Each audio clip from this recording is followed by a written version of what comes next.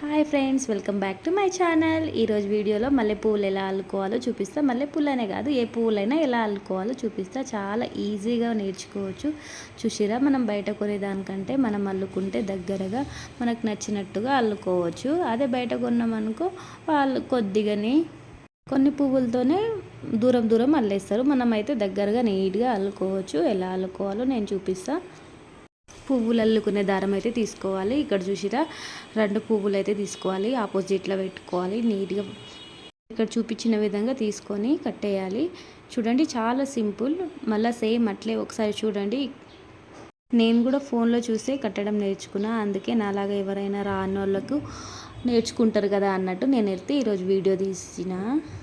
అయితే దారం తీసుకొని 2 సైడ్స్ ఆపోజిట్ ఫ్లవర్స్ పెట్టుకొని దారం అయితే ఫస్ట్ తీసేయాలి. దాని తర్వాత ఒక ముడి వేసి మెల్లగా గుంజాలి. మళ్ళీ గట్టిగా గుంజినాం అనుకో పువ్వులు అనేది ఇరిగిపోతుంది. కాబట్టి మెల్లగా అయితే గుంజాలి. చూసిరా, నేను చూపించిన విధంగా అయితే కట్టుకోండి.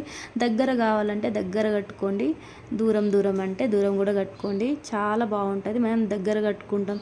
ఇంకా బయట కొంటే వాళ్ళేమో దూరం దూరం కట్టేసి మళ్ళీ ఆకులు వేసి అలా కడతారు కదా.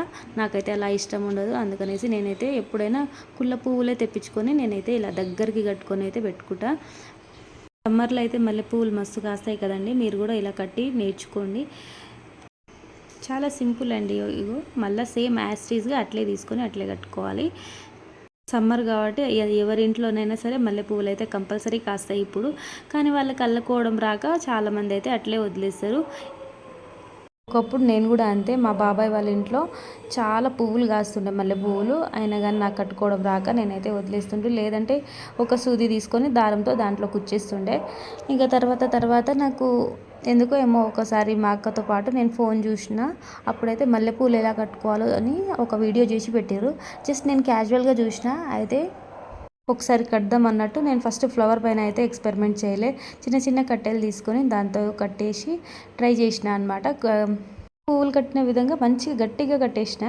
మంచిగా ఉంది, ఇంకా ఊడిపోకుండా మంచిగా ఉన్నాయి. అందుకని నెక్స్ట్ డే అయితే నేను మా బాబాయ్ వాళ్ళ ఇంట్లో మల్లె పువ్వులన్నీ తెంపేసి మళ్ళీ నేను కట్టడం అయితే నేర్చుకున్నా.